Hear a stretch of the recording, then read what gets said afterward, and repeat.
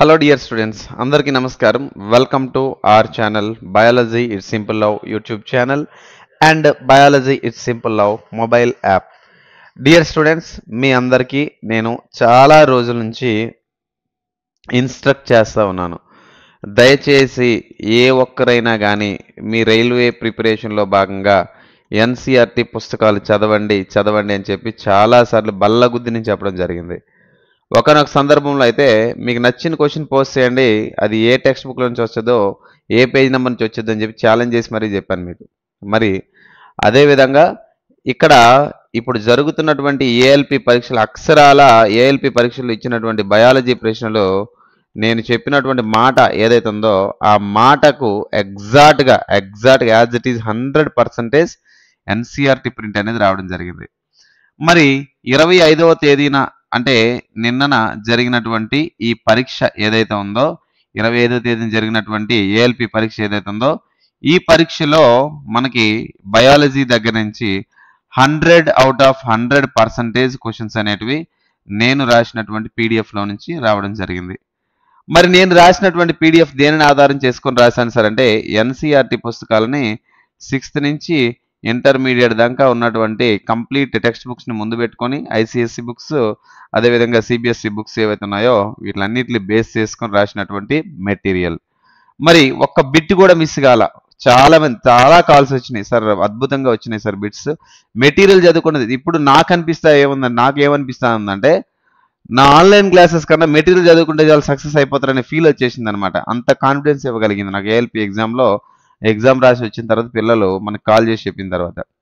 మరి ఇప్పుడు ఏఎల్పి కానీ గ్రేడ్ 3 కానీ లేకపోతే జేఈ కానీ లేదనుకుంటే ఆర్పిఎఫ్ సబ్ ఇన్స్పెక్టర్ కానీ నోటిఫికేషన్ మీరందరూ అప్లై చేయడం జరిగింది. మరి ఇప్పుడు మనకి పోస్టుల సంఖ్య ఎక్కువ మంది అప్లై చేసే అప్లికేషన్స్ పంపించినటువంటి నోటిఫికేషన్ రైల్వే గ్రూప్ డి. మరి ఉన్నటువంటి అన్ని పరీక్షలతో కంపేర్ చేసినప్పుడు రైల్వే గ్రూప్ డి అనేది ఏదైతే ఉందో ఒక 25 నుంచి ఒక 50% మిగతా పేపర్లతో పోలిస్తే కాస్త ఎగ్జామ్లో అంటే లెవెల్ ఆఫ్ ఆస్క్ ఈజీ అని నేను అనను, కానీ లెవెల్ ఆఫ్ ఆస్కింగ్ అనేది కాస్త తక్కువ, అంతే కదా. అంటే ప్రశ్నను అడిగే విధానం అనేది కాస్త తక్కువగానే మనకు కనిపిస్తూ ఉంటుంది అనమాట. ఒక 25 నుంచి 50% కంపేర్ చేసుకుంటే ఎక్కువ అప్లికేషన్స్ వెళ్తాయి, ఎక్కువ ఉద్యోగాలు ఉంటాయి, ఎక్కువ మంది ప్రిపేర్ అవుతారు, అదేవిధంగా ఎక్కువ మంది ఆబ్సెంట్ కూడా అవుతారు ఈ రైల్వే గ్రూప్ డి లాంటి పరీక్షల్లో. మనకి 2019లో పరీక్ష అనేది లేటుగా జరగడం వల్ల కూడా ఆ పరిణామం ఎదుర్కొన్నాం. మరి ఈసారి రైల్వే గ్రూప్ డి అనేది నేను మళ్ళీ చెప్తున్నాను, నేను ఇప్పటిదాకా ఎక్స్పెక్ట్ చేసిన స్ట్రాటజీస్ ఏవి కూడా మిస్ కాలేదన్నమాట, ఖచ్చితంగా చెప్తున్నాను. మరి రైల్వే గ్రూప్ డి అనేది ఏదైతే ఉందో ఈ రైల్వే గ్రూప్ డిలో ఓవరాల్గా మనకు ఉన్నటువంటి టోటల్ ప్యాటర్న్లో 100 మార్క్స్ ప్యాటర్న్లకు వచ్చేసరికి మనకి మ్యాథ్స్ ఎంత ఇంపార్టెంటో జనరల్ అవేర్నెస్ అదేవిధంగా జనరల్ సైన్స్ ఈ రెండు కూడా చాలా చాలా చాలా చాలా ఇంపార్టెంట్. అంటే ఎంత ఇంపార్టెంట్ ఈ జాబ్ని డిసైడ్ చేసేస్తాయి. 2 తెలుగు రాష్ట్రాల్లో ఉన్నటువంటి పిల్లలంతా కూడా we are all very good in maths, అంతే కదా. మ్యాథ్స్లో చాలా పర్ఫెక్ట్ తెలంగాణ ఆంధ్ర పిల్లలు అయితే కనుక. కానీ ఈ జనరల్ అవేర్నెస్ జనరల్ స్టడీస్ అది జనరల్ సైన్స్కి వచ్చేసరికి ఎక్కడి నుంచి ప్రశ్నలు వస్తున్నాయో తెలియదు. అందరూ చేస్తున్నటువంటి పెద్ద మిస్టేక్, బ్లంట్ మిస్టేక్. నేను మళ్ళీ చెప్తాను, చాలా సందర్భాల్లో చాలా వీడియోలో చెప్పాను. దయచేసి ఏ ఒక్క ఇన్స్టిట్యూట్ వాడు ఇచ్చిన మెటీరియలో లేకపోతే ఏ కోచింగ్ సెంటర్ వాళ్ళు ఇచ్చిన మెటీరియలో మార్కెట్లో ఏదో రంగురంగుల పుస్తకమో లేదా ఏదో ప్రైవేట్ పబ్లికేషన్ ఉన్నటువంటి పుస్తకమో చదువుకుంటే మోసపోతావు. మళ్ళీ చెప్తున్నా, నా పీడిఎఫ్ కొనకపోయినా పర్లేదు, నా క్లాసులు కొనకపోయినా పర్లేదు, నా ఛానల్ అన్సబ్స్క్రైబ్ చేసేసినా పర్లే, అదే అన్లైక్ చేసేసినా పర్లేదు, కానీ నేను చెప్తున్నా యాజ్ అ టీచర్గా, అర్థమైందా, యాజ్ అ టీచర్గా. ఎందుకు సార్ అంటే నా ప్రొఫెషనే టీచింగ్ కాబట్టి టీచింగ్లో ఉన్నాను కాబట్టి నేను ఆ ఎక్స్పీరియన్స్తో నేను చెప్తున్నాను. ఎందుకంటే ఆఫ్లైన్ ఇన్స్టిట్యూట్స్కి వెళ్తుంటా, చాలా ఇన్స్టిట్యూట్స్ క్లాసెస్ చెప్తుంటాం, ఆ అనుభవం అనేది నేను అనుభవంతో చెప్తున్నా. ఎప్పుడు కూడా టీచర్ ఇచ్చినటువంటి నోట్స్ని మనం పక్కన పెట్టేసి ఏం చేస్తామంటే మార్కెట్లో ఉన్నటువంటి పుస్తకాలన్నీ చదువుతాం, అక్కడే సగం ఫెయిల్యూర్ అనేది అయిపోతాం అనమాట, అర్థమైందా. కాబట్టి నేను మళ్ళీ చెప్తున్నా, నా బ్యాక్గ్రౌండే టీచింగ్, నా ఎక్స్పీరియన్సే టీచింగ్, నా వెనకాల నా ముందు ఉన్నదంతా కానీ టీచింగే ఉందన్నమాట. కాబట్టి ఈ క్లోజ్గా మానిటర్ చేసి పిల్లల దగ్గర నుంచి అబ్జర్వ్ చేసింది ఏంటంటే ఎవరైతే ఎన్సీఆర్టీ పుస్తకాలు చదువుతూ ఉన్నారో, ఎవరైతే ఎన్సీఆర్టీ పుస్తకాలకు కట్టుబడి ఈ బుక్స్తో ప్రయాణం చేస్తూ ఉన్నారో వాళ్ళు అట్ ఏ ఫైన్ డే ఖచ్చితంగా సక్సెస్ అయిపోతుంది, గ్రూప్ డి జాబ్ వచ్చేస్తుంది అనమాట. అర్థమైందా? కాబట్టి ఈవెన్ రైల్వే జాబ్ సాధించాలంటే ఎన్సీఆర్టీ తప్ప మనకు ఏ మార్గం లేదు. Science, social. అర్థమైందా? మరి ఈ జనరల్ అవేర్‌నెస్, అదేవిధంగా జీకే కూడా మనం ఏ టాపిక్‌లు చదవాలి అనేది ఏదైతే ఉందో, ఈ అంశాలన్నీ కూడా నేను కొన్ని టాపిక్స్‌ని మీతో డిస్కస్ చేస్తాను సబ్జెక్ట్ వైస్. ఆ టాపిక్స్‌ని మీరు చదువుకున్నట్టయితే మనం సేఫ్ జోన్‌లో ఉండడానికి అవకాశం ఉంది. మళ్ళీ చెప్తున్నాను, 2025లో గ్రూప్ డి ఖచ్చితంగా సాధిస్తున్నాం అంతే. అర్థమైందా? ఇప్పుడు గ్రేడ్ 3 రాసేవాళ్ళు చాలామంది కాన్ఫిడెన్స్ చాలక, చాలీ చాలని ప్రిపరేషన్‌తో, నమ్మకం లేని ప్రిపరేషన్‌తో, అన్నిటికన్నా టైం చాలని ప్రిపరేషన్‌తో, దానికన్నా ముందు ఏందంటే ఫ్రెషర్స్ ఈ మధ్యనే మార్కెట్‌లోకి వచ్చినటువంటి వాళ్ళు. మరి ఈ మధ్యన ప్రిపరేషన్‌లోకి దిగినటువంటి వాళ్ళు ఎవరైతే ఉన్నారో అందరికి ఒక్కొక్కరికి ఒక్కొక్క రకమైన క్రైటీరియా ఉంటది. ఓల్డ్ స్టూడెంట్ అయితే 2019 స్టూడెంట్ ఎలా ఆలోచిస్తారంటే, గతంలో రైల్వే గ్రూప్ డి అనేది జస్ట్ 2 మార్కులు మిస్ అయింది. ఈసారి ఎలాగైనా గ్రూప్ డి కొట్టాలనుకుంటాడు తప్ప గ్రేడ్ 3 కొట్టాలి, టెక్నీషియన్ కొట్టాలి, లేకపోతే ఏఎల్‌పీ కొట్టాలని అనుకోడు. ఎందుకు అనుకోడంటే వారి యొక్క సైకాలజీ ప్రకారం గ్రూప్ డి అనేది ప్రిపరేషన్ ప్లాన్, స్ట్రాటజీస్ అన్నీ వాళ్ళకి తెలుసు. మళ్ళీ సేమ్ స్ట్రాటజీస్ మార్చుకుంటూ, సేమ్ స్ట్రాటజీస్ ఫాలో అవుతూ కొత్తవి ఏమైనా ఉంటే కనుక కొత్త ఆలోచనలు, కొత్త పోకడలు తీసుకొని సక్సెస్ అవ్వడానికి అవకాశం చూపిస్తా ఉంటారన్నమాట. మరి ఇక్కడ 2025లో రైల్వే గ్రూప్ డి అనేది నిజంగా మనం సాధించాలంటే మళ్ళీ చెప్తున్నానమ్మా, హార్డ్ వర్క్‌తో పాటుగా మనం ఏందంటే ఒక సైనికుల్లా వ్యవహరించాలి. ఎందుకు సార్ ఈ మాట అంటే, శత్రువు ఎలా వస్తే మనం ఎలా అటాక్ చేయాలని ముందుగానే అడుగడుగున మన స్ట్రాటజీస్ మార్చుకుంటూ వెళ్తేనే మనం సక్సెస్ అవుతాం. లేదంటే we will not get success. అది మళ్ళీ చెప్తున్నాను. మరి లేట్ చేయకుండా ఈ వీడియోలో ఈ రైల్వే గ్రూప్ డికి సంబంధించి సిలబస్ బేస్డ్ అంశాలను కూడా డిస్కస్ చేద్దాం. నేను నా ఛానల్లో ఓన్లీ నేను చెప్పే నాకు వచ్చే సబ్జెక్ట్ ఏంది అంటే బయాలజీ. ఆ బయాలజీ వీడియో క్లాసెస్ అనేది చాలామంది కొన్నారు. 3 వీడియోలే ఉన్నాయి. 40 రోజులు టైం అడిగాను. చేస్తున్నాను. యాడ్ చేయలేదంటే క్లాసెస్ చేస్తున్నానని అర్థం. మర్చిపోకండి. యాడ్ చేయలేదంటే క్లాసెస్ చేస్తున్నాను. అవి ఒకేసారి ఒక 1 అవర్‌కో, 2 అవర్‌కో, 3 అవరో అలా యాడ్ చేస్తూ వెళ్తాం. కాబట్టి తొందర పడొద్దు. అండ్ ఏఎల్‌పీ రాసే అభ్యర్థులు గానీ, గ్రేడ్ 3 టెక్నీషియన్స్ గానీ మీకు మంచి సక్సెస్ రేట్ ఇచ్చే మెటీరియల్ నా దగ్గర ఉంది. ఈ పీడిఎఫ్ బయాలజీ పీడిఎఫ్ అనేది నా దగ్గర ఉంది. ఇది 100 రూపీస్‌కి నేను ఇస్తా ఉన్నాను. ఈ 100 రూపీస్‌కి ఇచ్చేది ఏదైతే ఉందో ఇది రేపటి నుంచి ఓకేనా? సో నేను వీడియో ఎప్పుడు ఇస్తున్నా? 26వ తేదీ రిలీజ్ చేస్తున్నా. సో బై 27th 27వ తేదీ నుంచి ఈ మెటీరియల్ కాస్ట్ 149 రూపీస్ అయిపోతుందండి. మీకు కావాలంటే గనక బయాలజీ ఇట్స్ సింపుల్‌లో అనే యాప్ డౌన్లోడ్ చేసుకోండి. ఇదిగోండి ఇదే మన యాప్. బయాలజీ ఇట్స్ సింపుల్‌లో ఈ యాప్‌ని డౌన్లోడ్ చేసుకోండి గూగుల్ ప్లే స్టోర్ నుంచి. ఓకేనా? గూగుల్ ప్లే స్టోర్‌ని డౌన్లోడ్ చేసుకున్నట్టయితే మీకు దొరుకుతది. అందులో ఈ పీడిఎఫ్ అనే సెషన్ మీకు కనిపిస్తా ఉంటదన్నమాట. అర్థమైందా? ఈ పీడిఎఫ్ అని చెప్పి ఒక టైల్, ఒక బాక్స్ కనిపిస్తది. అక్కడ మన బయాలజీ పీడిఎఫ్ ఉంది. అలా కాకుండా ఫిజిక్స్ అండ్ కెమిస్ట్రీ మరి జీకే కావాలంటే ఆ యాప్‌లోని మీకు లింక్డ్ కోర్స్ అని చెప్పి ఒక బ్లాక్ కనిపిస్తది. అర్థమైందా? ఈ లింక్డ్ కోర్సెస్‌లోకి వెళ్తే అక్కడ మీరు పర్చేస్ చేసుకోవచ్చు. ఫిజిక్స్, కెమిస్ట్రీ అయితే 299, జీకే వచ్చేసరికి 149 రూపీస్‌తో మనం ఇవ్వడం జరుగుతుంది. రైట్? మరి మనం ఇప్పుడు లేట్ చేయకుండా సిలబస్‌లోకి వెళ్ళిపోదాం. పూర్తి వివరాలను తెలుసుకుంటే మనకి జనరల్ అవేర్‌నెస్, అదేవిధంగా జనరల్ సైన్స్ ఏం చదవాలి అనేది మీకు తెలుసుకునే ఎక్స్‌ప్లెయిన్ చేసే ప్రయత్నం చేస్తాను. మరి ఇక్కడ తీసుకుంటే ఈ గ్రూప్ డికి సంబంధించినటువంటి జనరల్ సైన్స్‌లో ఎక్స్‌పెక్టెడ్ వెయిటేజ్ అంటే ఇదేంటి టెంటేటివ్ అంటే రైల్వే వాడు ఇచ్చిన వెయిటేజ్ కాదు. అంటే గతంలో జరిగిన పేపర్స్‌ని చూసిన తర్వాత ఎన్ని మార్కులు ఎక్స్‌పెక్ట్ చేయొచ్చు అంటే బయాలజీ నుంచి 6-7 మార్కులు ఎక్స్‌పెక్ట్ చేయొచ్చు. 6-7 మార్కులు ఎక్స్‌పెక్ట్ చేయొచ్చు అన్నాం కదా! ఈ 6-7 మార్కులు ఏ ఏరియా నుంచి ఎక్స్‌పెక్ట్ చేయొచ్చు కూడా చెప్పేస్తాను చూడండి ఇక్కడ. పోషణ ఓకేనా? పోషణ అంటే న్యూట్రిషన్ అంటారు. తర్వాత వ్యాధులు అంటే డిసీజెస్ ఓకేనా? అండ్ తర్వాత కణం ఓకేనమ్మా? కణం అంటే సెల్.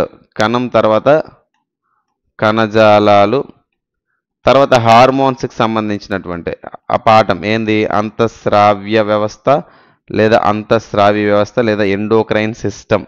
ఇలా చాలా ఉన్నాయి. మన శరీరంలో ఉన్నటువంటి వ్యవస్థల్లో భాగంగా ఎక్కువ సార్లు రిపీట్ అయినటువంటి పాఠాలు 2 ఉన్నాయి. ఒకటేందంటే ప్రత్యుత్పత్తి వ్యవస్థ, రెండోది ఏంటంటే రక్త ప్రసరణ వ్యవస్థ. ప్రత్యుత్పత్తి వ్యవస్థ అంటే రీప్రొడక్షన్. ప్రసరణ వ్యవస్థ అంటే ఏందంటే సర్క్యులేటరీ సిస్టమ్. అర్థమైందా? ప్రసరణ వ్యవస్థ అంటే ఏందండి? సర్క్యులేటరీ సిస్టమ్ అనమాట. అర్థమైందా? ఈ టాపిక్స్ వెయిటేజ్ ఉంది. మరి ఇక్కడ బయాలజీలో మనకి ఎగ్జామ్ పాయింట్ ఆఫ్ వ్యూలో ఎన్ని మార్కులు వెయిటేజ్ ఉంది సార్ అంటే 6-7 మార్కులు వెయిటేజ్ అనమాట. అంటే 6 అవ్వచ్చు, 7 అవ్వచ్చు అనమాట. ఓకేనా? తర్వాత మనకి ఫిజిక్స్ తీసుకుంటే ఫిజిక్స్ వచ్చేసరికి మనకి 7 నుంచి ఓకేనా ఫిజిక్స్ తీసుకుంటే 7 నుంచి 8 మార్కులు వెయిటేజ్ ఉంది. కెమిస్ట్రీ తీసుకుంటే 9 నుంచి 10 మార్కులు వెయిటేజ్ ఉంది. మరి ఓవరాల్‌గా మనకి సైన్స్ వచ్చేసరికి ఎన్ని మార్కులు సార్ అంటే 25 మార్క్స్ అండి. ఓకేనా? ఈ గ్రూప్ డీలో 25 మార్క్స్‌కి సంబంధించినటువంటి కంప్లీట్ ఈపీడీఎఫ్ అంటే మీరు మొబైల్‌లో మాత్రమే చదువుకోగలరు. ఓకేనా? మన యాప్‌కి ఫెసిలిటీ ఉంది. జూమ్ చేసుకోవచ్చు అండ్ క్రాస్ చేసి మొబైల్‌కి జూమ్ ఇన్, జూమ్ అవుట్ చేసుకుంటే మొబైల్ ఇలా మొబైల్ ఉందనుకోండి. ఆ మెటీరియల్ అనేది ఇలా అడ్డంగా తిరుగుద్దనమాట. ఇలా చదువుకోవచ్చు. మీరు ఇలా లైన్ టు లైన్ స్క్రోల్ చేసుకుంటూ ట్యాబ్‌లో ఎలా చదువుకుంటారో అలా చదువుకునే అవకాశం ఉంటది. ఓకేనా? కాబట్టి మీకు ఇబ్బంది అనేది అనిపించదు అని చెప్పి నేను అంటా ఉన్నాను. ఓకేనా? సో ఈ పీడీఎఫ్ అనేది ఏదైతే ఉందో బయాలజీ వచ్చేసరికి 149 రూపీస్ అవుతుంది రేపటి నుంచి 100 రూపీస్‌ది. అండ్ ఇక్కడ ఫిజిక్స్, కెమిస్ట్రీ వచ్చేసరికి 299 రూపీస్. స్టాండర్డ్ జీకే వచ్చేసరికి 149 రూపీస్‌తో మనం ఇవ్వడం జరుగుతాం. సో వెయిటేజ్ అనేది ఇది. ఓకేనా? మరి తర్వాత ఇంకా ఏమన్నా ఒకసారి తెలుసుకునే ప్రయత్నం చేద్దాం. వివరాల్లోకి వెళ్తే group D general awareness, general intelligence topic wise weightage. ఓకేనా? ఇక్కడ జనరల్ అవేర్నెస్ ఇంటెలిజెన్స్ అంటే రీజనింగ్ అవన్నీ. నేను మ్యాథ్స్ గురించి మాట్లాడట్లేదు. కేవలం జనరల్ అవేర్నెస్ మాట్లాడుతున్నా. హిస్టరీ నుంచి ఎన్ని ప్రశ్నలు వస్తాయి సార్ అంటే హిస్టరీ నుంచి దాదాపుగా 2 నుంచి 3 ప్రశ్నలు వస్తాయి. 2 నుండి 3 ప్రశ్నల్లో మీకు బాగా జాతీయోద్యమం మీద బాగా అవగాహన ఉండాలి. ఓకేనా? జాతీయోద్యమం అంటే నేషనల్ మూవ్‌మెంట్ మీద అవగాహన ఉండాలి. ఇక్కడ ప్రశ్నలు మనకి కనిపిస్తా ఉంటాయి జాతీయోద్యమం మీద. ఓకేనా? చాలా ఉన్నాయి అలా. ఓకేనా? మిస్సెల్లేనియస్ అంటే ఎక్కడవో తెచ్చిస్తాడనమాట. సో అవి 4 to 5 మార్క్స్. కరెంట్ అఫైర్స్ చూసారా 8 నుంచి 9 మార్కులు ఉన్నాయి. కరెంట్ అఫైర్స్ 8 నుంచి 9 మార్కులు ఉన్నాయి. గుర్తుపెట్టుకో. మళ్ళీ నేను సపరేట్ చెప్తానండి కరెంట్ అఫైర్స్ ఏ టాపిక్లు చదవాలి ఏంటని. సో కరెంట్ అఫైర్స్ వచ్చేసరికి 8 నుంచి 9 మార్కులు వెయిటేజ్ ఉంది. ఇండియన్ జాగ్రఫీ వచ్చేసరికి 2 నుంచి 3 మార్కులు. దీన్ని ఇండియన్ జాగ్రఫీని మనం జీకేతో రిలేట్ చేసుకుంటూ మనం చదువుకోవచ్చు. ఓకేనా? జీకేతో రిలేట్ చేసుకుంటూ చదువుకోవచ్చు. సీఈఓలు మరి చైర్మన్లు అపాయింట్మెంట్లు తీసుకుంటే 1 నుంచి 2 మార్కులు. స్పోర్ట్స్ నుంచి వచ్చే ప్రశ్నలు తీసుకుంటే 2 నుంచి 3 మార్కులు. మీకు ఇది ప్యాటర్న్ ఎక్కడి నుంచి వచ్చింది సార్ అంటే గతంలో జరిగిన ఎగ్జామ్స్‌ని ఒకసారి అనలైజ్ చేసుకుంటే తెలిసిద్ది ఇది. ఓకేనా? ఎకనామిక్స్ తీసుకుంటే 1 నుంచి 2 మార్క్స్. ఇండియన్ ఎకానమీ తీసుకుంటే 1 నుంచి 2 మార్క్స్ అంటే బడ్జెట్ మీద గానీ, లేకపోతే ప్రణాళికల మీద గానీ. అంటే ప్రెజెంట్ నీతి ఆయోగ్ ఉంది కదా! నీతి ఆయోగ్‌కి సంబంధించినటువంటి అంశాలు గానీ, లేదా బ్యాంకింగ్‌కి సంబంధించి గానీ. ఓకేనా? సో ఓవరాల్‌గా మనకి ఇక్కడ జనరల్ అవేర్‌నెస్ ప్యాటర్న్ అనేది నేను ఇక్కడ చెప్పడం జరిగింది మీకు. General awareness history, miscellaneous, current affairs, Geography. మరి ఇక్కడ కరెంట్ అఫైర్స్‌లో భాగంగా చైర్మన్స్, అపాయింట్మెంట్స్, స్పోర్ట్స్, ఎకనామిక్స్ సంబంధించి మీకు చెప్పడం జరిగింది. మరి తర్వాత ఇంకా తదుపరి వివరాలను మనం తెలుసుకునే ప్రయత్నం చేస్తే గనక ఇంకా కరెంట్ అఫైర్స్ సంబంధించి ఓకేనా? మనకి జనరల్ అవేర్‌నెస్‌లో ఉన్నటువంటి అంశాల్లో ఇంకా మనకి ఏం చూద్దాం. Current affairs in science and technology. Science and టెక్నాలజీలో వచ్చినటువంటి మార్పులు అంటే ఆధునిక క్షిపణులు ఉంటాయి మిసైల్స్. ఓకేనా? ఆధునిక క్షిపణులు. అదేవిధంగా ఈ సైన్స్ అండ్ టెక్నాలజీలో డిఫెన్స్ నుంచి వచ్చినటువంటి కొత్త ఆవిష్కరణలు. అదేవిధంగా చంద్రయానం. ఓకేనా? చంద్రయాన్ 1 గురించి, 2 గురించి, అప్‌కమింగ్ 3 గురించి డిస్కషన్ ఉండాలి. తర్వాత ఇంకా వస్తున్నటువంటి ప్రోగ్రామ్ ఏది గగన్‌యాన్. ఓకేనా? గగన్‌యాన్. అదేవిధంగా ఇక్కడ మనం చదువుకోవాల్సిన ఇస్రో గురించి చదువుకోవాలి. తర్వాత నాసా గురించి చదువుకోవాలి. ఓకేనమ్మా? ఇస్రో గురించి చదువుకోవాలి. నాసా గురించి చదువుకోవాలి. చాలా చాలా ఇంపార్టెంట్. ఇస్రో, నాసా తర్వాత షార్ సతీష్ ధావన్ స్పేస్ సెంటర్ ఉంది కదా నెల్లూరులో షార్ గురించి చదువుకోవాలి. మరి ఇటీవల వార్తల్లో బాగా కనిపిస్తుంది ఏదంటే స్పేస్ ఎక్స్ సంస్థ ఎలన్ మాస్క్ సంబంధించింది కదా వాటికి సంబంధించిన అంశాలు చదువుకోవాలి. స్పోర్ట్స్ మీకు తెలిసిందే. స్పోర్ట్స్కి వచ్చేసరికి ఎక్కువగా క్రికెట్ మీద మనకి కనిపిస్తూ ఉంటాయి ప్రశ్నలు. తర్వాత ఎక్కువగా హాకీ మీద. తర్వాత అండి ఫుట్బాల్ మీద వస్తూనే ఉన్నాయి క్వశ్చన్స్ వస్తూ ఉన్నాయి. ఫుట్బాల్ ఓకేనా? మరి కల్చర్ భారతదేశం యొక్క నృత్యాలు ఏంటి? ఓకేనా? డ్యాన్సెస్ ఏంటి? ఆ రాష్ట్రం యొక్క సంగీతం ఏంటి? ఆ రాష్ట్రం యొక్క సంగీత వాయిద్యాలు ఏంటి? ఓకేనా? ఆ రాష్ట్రం యొక్క సాంప్రదాయేతరమైన దుస్తులు ఏంటి? ఇలా. తర్వాత పర్సనాలిటీస్ అంటే వ్యక్తుల మీద.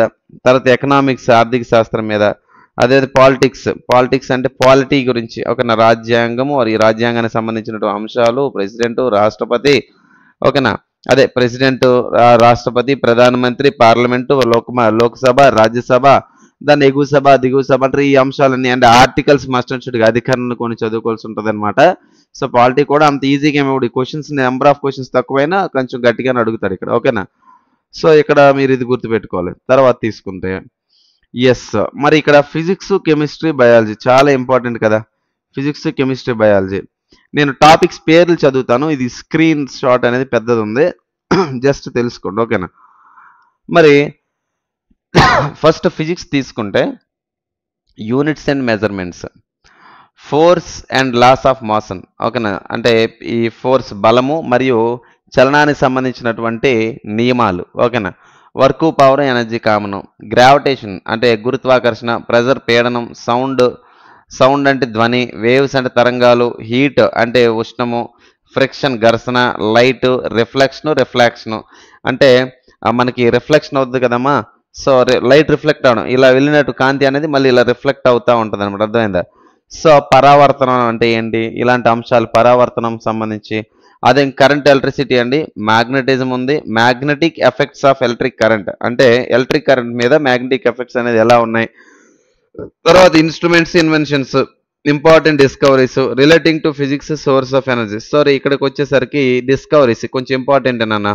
ఫిజిక్స్లోని ఎవరెవరు ఏమేమి కనుక్కున్నారు, ఏంటి, వాట్ ఈజ్ వాట్ అని చెప్పి ఈ ఫిజిక్స్ పార్ట్లోని పాఠాలు. మరి మీకు తెలుసు కదా ఫిజిక్స్ సంబంధించి వెయిటేజ్కి వచ్చేసరికి ఫిజిక్స్ అంటేనే క్యాలిక్యులేషన్స్. ఓకేనా? సో ఈ క్యాలిక్యులేషన్స్ మీద సంబంధించి మీకు క్యాలిక్యులేషన్స్తో పాటుగా ఫార్ములాస్ మీద బాగా అవగాహన ఉండాలి. ఓకేనా? ఇప్పుడు మ్యాథ్స్ ఆంధ్ర వాళ్ళు ప్రతిరోజు 2 నుంచి 3 గంటలు ఎలా చేస్తారో రైల్వే గ్రూప్ డి సాధించాలంటే కనుక ఖచ్చితంగా ప్రతిరోజు సైన్స్ ఒక 3 గంటలు మీరు కేటాయించుకోవాలన్నమాట. కేటాయించుకొని ప్రతిరోజు నిద్రపోయే ముందు ఒక 1 అవర్ అనేది రివిజన్ పెట్టుకోవాలి. మీరు రివిజన్ పెట్టుకుంటేనే సక్సెస్ అవుతారు. ఓకేనా? తర్వాత కెమిస్ట్రీకి వచ్చే మ్యాటర్ పదార్థం, అదేవిధంగా atoms and molecules, atomic structure. ఓకేనా? పరమాణు నిర్మాణం అంటారు. తర్వాత కెమికల్ రియాక్షన్, రసాయనిక చర్యలు అంటే ఏంటి, రాసాయనిక సమీకరణాలు అంటే ఏంటి, పీరియాడిక్ క్లాసిఫికేషన్. ఓకేనా? పీరియాడిక్ క్లాసిఫికేషన్ అంటే ఏంటి. తర్వాత కెమికల్ బాండింగ్, రసాయన బంధము, ఆక్సిడేషన్ రిడక్షన్, ఆక్సీకరణం, క్షయకరణం సంబంధించి, కంబషన్ అంటే దహనం, అదేవిధంగా యాసిడ్స్, బేసెస్ చాలా ఇంపార్టెంట్, ఆమ్లాలు, క్షారాలకు సంబంధించినటువంటి పాఠం. తర్వాత సాల్ట్స్, లవణాల గురించి, ఎలక్ట్రోలైసిస్ అంటే ఏంటి, అదే కార్బన్ అండ్ ఇట్స్ కాంపౌండ్స్, కర్బన సమ్మేళన రసాయన శాస్త్రం గురించి. అండ్ తర్వాత ఫ్యూయల్స్, ఇంధనాలు. తర్వాత మెటలర్జీ, లోహ సంగ్రహణ శాస్త్రం. ఓకేనా? మెటలర్జీ. తర్వాత ఫైబర్స్ అండ్ ప్లాస్టిక్స్. ఓకేనా? ఫైబర్స్ అండ్ ప్లాస్టిక్స్ అంటాడు. ఓకేనా? ఫైబర్స్ అండ్ ప్లాస్టిక్స్ గురించి, పాలిమర్స్ గురించి కూడా చదువుకోవాలి మనం. మెటల్స్ అండ్ నాన్ మెటల్స్, లోహాలు, అలోహాలు, common facts and discoveries in chemistry. రసాయన శాస్త్రంలో ఏమైనా డిస్కవరీస్ ఏమైనా ఉన్నాయా, అలాంటి అంశాలన్నీ కూడా మనకి ఇక్కడ చదువుకుంటాం. తర్వాత లైఫ్ సైన్సెస్ అంటే బయాలజీయే. ఓకేనా? బయాలజీకి ఇంట్రడక్షన్ చదువుకుంటారు, వర్గీకరణం చదువుతారు, అండ్ కణం గురించి సైటాలజీ చదువుతారు, జెనెటిక్స్ అంటే జన్యు శాస్త్రం, హెరిడిటీ అంటే అనువంశికత గురించి చదువుతారు, ఎవల్యూషన్. ఓకేనా? ఎవల్యూషన్ అంటే పరిణామ క్రమం గురించి. మరి బాటనీ పార్ట్కి వచ్చేసరికి వృక్ష వర్గీకరణ అంటే మొక్కల యొక్క వర్గీకరణం అనేది ఎట్లా జరుగుతుంది ఏంది. ప్లాంట్ మార్ఫాలజీ అంటే వృక్షాల యొక్క అంతర్నిర్మాణ శాస్త్రము.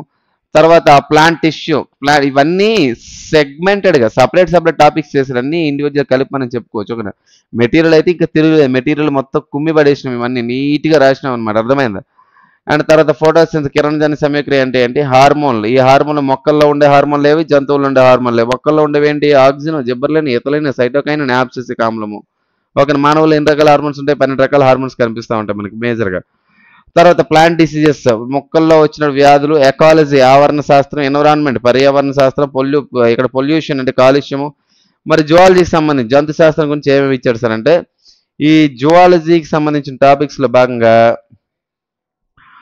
జువాలజీలో క్లాసిఫికేషన్, జంతువుల వర్గీకరణ, అదేవిధంగా జంతు కణజాలాలు, మానవుని రక్తము, అవయవ వ్యవస్థలు, శరీరంలో ఉన్న వ్యవస్థలు, అసలు జీవనాడి ఇదే బయాలజీకి. 6 నుంచి 9 క్వశ్చన్లు బయాలజీ వస్తే ఒక 6 క్వశ్చన్లు ఈ బయాలజీలో హ్యూమన్ సిస్టమ్స్ గురించి పడేస్తాడు.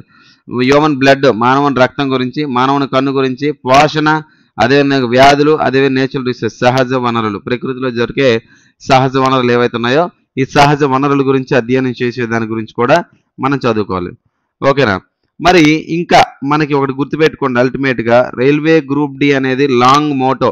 అంటే నేను ఒక మాట చెప్తాను చూడండి, ఇక్కడ ఎందుకు లాంగ్ మోటో అని చెప్తా ఉన్నానంటే, రైల్వే గ్రూప్ డి అనేది, ఓకేనా, రైల్వే గ్రూప్ డి అనేది ఏదైతే ఉందో చాలా మంది కళ అంటే మీరు అనొచ్చు, ఓకేనా, చాలా మంది గ్రూప్ డి ఎంప్లాయీస్ అంటుంటారు రైల్వే గ్రూప్ డి అనేది ఒక జాబ్ కాదండి, యాక్చువల్గా అంటే అందులో లాస్ట్ ట్రేడ్ అని ఫీల్ అవుతారు. నేనేమంటానంటే, జాబ్ ఉన్న వాళ్ళ విషయం పక్కన పెట్టేసి, ఈ ఉద్యోగం లేనివాడు, ఓకేనా, జాబ్ లేనివాడు ఎవడైతున్నాడో, ఈ జాబ్ లేని వాడికి జాబ్ విలువ ఏంటో తెలుస్తుంది. సమయం లేని వాడికి సమయం విలువ ఏంటో తెలిసిద్ది అనమాట. సమయం లేకపోవడం అంటే ఏంటో తెలుసా? 24 గంటల సమయం కూడా నాకు సరిపోవట్లేదనే ఫీలింగ్ ఏ రోజైతే నీకు వస్తుందో ఆ రోజు నువ్వు సక్సెస్ అయిపోయినట్టే. సమయం అనేది, అదేవిధంగా ఈ సమయాన్ని ఖచ్చితంగా వృధా అనేది చేయకూడదు. అదేవిధంగా ఖచ్చితంగా ఒకటి గుర్తుపెట్టుకోండి నాన్న, ఉద్యోగం సాధించాలంటే క్రమశిక్షణ అనేది చాలా అవసరం. అంటే మీరు 30 సంవత్సరాల వాళ్ళు ఉండొచ్చు, 32 ఉండొచ్చు, 33 ఉండొచ్చు, 30లో ఉండొచ్చు, 25లో ఉండొచ్చు, 26లో ఉండొచ్చు. ఎంత వయసు అయినా కానీ క్రమశిక్షణ అవసరం. అంటే ఏంటంటే మస్ట్ అండ్ షుడ్గా మీరు ఈ యొక్క ప్రిపరేషన్ స్టార్ట్ చేసిన దగ్గర నుంచి, ఫర్ ఎగ్జాంపుల్ మార్నింగ్ మీ యొక్క ప్రిపరేషన్ 9 AM స్టార్ట్ అయితే ఈవినింగ్ 11 PM ఎండ్ అయినట్టయితే ఇక్కడ నుంచి ఇక్కడ దాకా వితౌట్ ఎనీ డైవర్షన్స్ వర్క్ చేయాల్సిందే. ఉద్యోగం రావాలంటే జీవితంలో చాలా కోల్పోవాలి. ప్రధానంగా ఎవరిని కోల్పోతావు నువ్వు? ఫస్ట్ మొట్టమొదటిగా నీ బంధువుల్ని, నీ చుట్టాలని, మన తల్లిని తండ్రిని కూడా దూరంగా పెట్టి మనం వచ్చి చదువుకోవాల్సిన పరిస్థితి వస్తుంది. ఎందుకు వచ్చేది సరే? ఉద్యోగం కావాలంటే అన్నీ వదులుకోవాల్సిందే. నేను మళ్ళీ చెప్తున్నా, అర్థమైందా? చేతిలో ఉద్యోగం లేకపోతే, చేతిలో డబ్బులు లేకపోతే, నిన్ను నమ్మి నీ వెనకాల వచ్చి నీ లవర్ కూడా నీకు వాల్యూ ఇవ్వదు. మళ్ళీ చెప్తున్నాను, అర్థమైందా? సో మళ్ళీ చెప్తున్నానమ్మా, ఈవెన్ ఇంట్లో పేరెంట్స్ అయినా కానీ నీ చేతిలో కొంత విద్య ఉండి, కొంత డబ్బులుండి, లేదా కొంత ఉద్యోగం ఉంటే నీకు ఆ సెక్యూరిటీ వస్తే నీకు వేరు. అదే ఇప్పుడు మీలో చాలామంది రూమ్స్లో ఉంటారు, హాస్టల్స్లో ఉంటారు. నాకు తెలుసు, రూమ్స్లో ఉండేవాడు ఒకేసారి బయటికి వెళ్ళి 200 రూపీస్ ఒక ఏదైనా ఒక ఫుడ్ని ఖర్చు పెట్టేస్తే ఆ 200 గురించి మళ్ళీ ఇంటి దగ్గర నుంచి నెలాఖరికి వచ్చేసరికి ఇంటి దగ్గర నుంచి వచ్చి ఆ 2500 కోసం ఎదురు చూస్తూ ఉంటాయి. ఇక్కడ 200 రూపాయలు ఖర్చు పెట్టేసాం, అయ్యో మళ్ళీ ఇప్పుడు డబ్బులు వస్తాయి, దాన్ని రికవర్ ఎలా చేస్తాం అని ఆలోచిస్తాం. మనకి రోడ్డు వెంబడి పోతా ఉంటే నచ్చిన ఫుడ్ ఉంటుంది. నచ్చిన ఫుడ్ మనకి 500 రూపాయలు అయ్యేటప్పుడు నీ జేబులో ఉన్న 400 రూపాయలే. ఎందుకంటే నెలంతా నీకు ఖర్చులన్నీ పెట్టుకోగా 400 రూపాయలు మిగిలాయి. ఆ 400 రూపాయలు ఏ కర్రీ కూడా ఏదో పెట్టుకుంటావు. నీకు నచ్చింది తినగలుగుతావు ఇక్కడ? తినలేవు. మరి పండగలకి పబ్బాలకి నీ చుట్టాలింటికి వెళ్తావు. నీ చుట్టాలింటికి వెళ్ళేటప్పుడు నువ్వు అసలు నిరుద్యోగం వెళ్తా ఉన్నావు. నిరుద్యోగ వెళ్ళేటప్పుడు వాళ్ళందరిలో నువ్వు ఖర్చు పెట్టుకోగలవా? ఖర్చు పెట్టుకోలేవు. ₹1 తీయగలవా? తీయలేవు.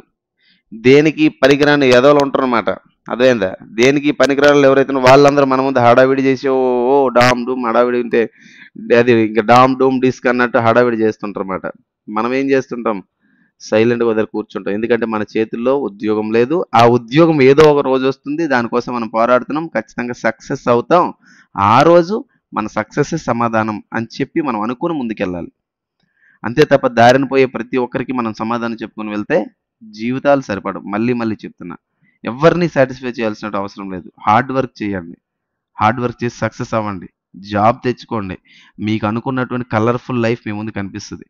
ఎప్పుడు తెలుసా మనిషి హ్యాపీగా ఉంటాడు? నా దృష్టిలో నీ అవసరాలకి తగ్గట్టుగా డబ్బులు నీ దగ్గర ఉండి, నీ అవసరాలన్నీ తీరితే, నీకు కావాల్సినవన్నీ నువ్వు కొనుక్కోగలిగితే ఆ రోజు నువ్వు హ్యాపీ.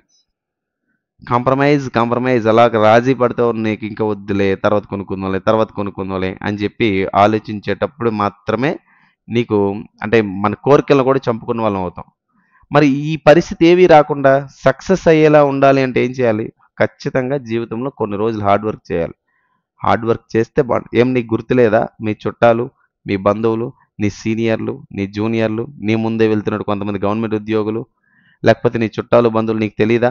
ఎంతమంది నిన్ను హేళన చేశారో, ఎంతమంది ఇబ్బంది పెట్టారో మీకు తెలీదా? ఎవరెవరి ముందు మనం తల ఇలా కింద దించుకొని వెళ్ళాల్సి వచ్చిందో తెలీదా? లేకపోతే మనల్ని తక్కువ అంచనా వేసినటువంటి వ్యక్తులు ఎవరెవరో అందరూ తెలీదా? అన్నీ నీకు తెలుసు, అన్నీ నీకు తెలుసు. కానీ హార్డ్ వర్క్ చేయట్లేదు. ఎందుకంటే వయస్సు సహకరించట్లేదు, శరీరం సహకరించట్లేదు, మానసికంగా బలంగా లేను, ఆర్థికంగా బలంగా లేను, అన్ని రకాల ఇబ్బందులు వచ్చేసాయంట. ఓపిక. ఎంత ఓపికతో ఉంటావో ఆ ఒక బంతిని గోడకి ఇలా కొడితే ఇలా బౌన్స్ అవుద్దో అలా నీ సక్సెస్తో ఇలా బౌన్స్ అయిపోతావు అనమాట. అర్థమైందా? మళ్ళీ చెప్తున్నా, హార్డ్ వర్క్ చేస్తేనే సక్సెస్ అవుతారమ్మా, లేదంటే ఫెయిలే. Hard work plus smart work is equal to job, అంతే. అర్థమైందా? గోడ కొట్టిన బంతిలా ఉద్యోగంతో వెనక్కి వచ్చేసేయాలి అంతే. ఇంటికి పోతే ఉద్యోగంతోనే పోవాలి. పండగలకి పబ్బాలకి ఊర్లోకి వెళ్ళిపోయి 10 రోజులు 15 రోజులు ఉంటే మళ్ళీ చుట్టారకంలో రూమ్కి వచ్చేసిన తర్వాత ఇవన్నీ చేస్తే కనుక ఖచ్చితంగా యుల్ బి ద ఫెయిల్. అర్థమైంది అనుకుంటా. ఓకేనా? Right. Thanks for watching this video. Thank you very much. Have a nice day. Thank you all.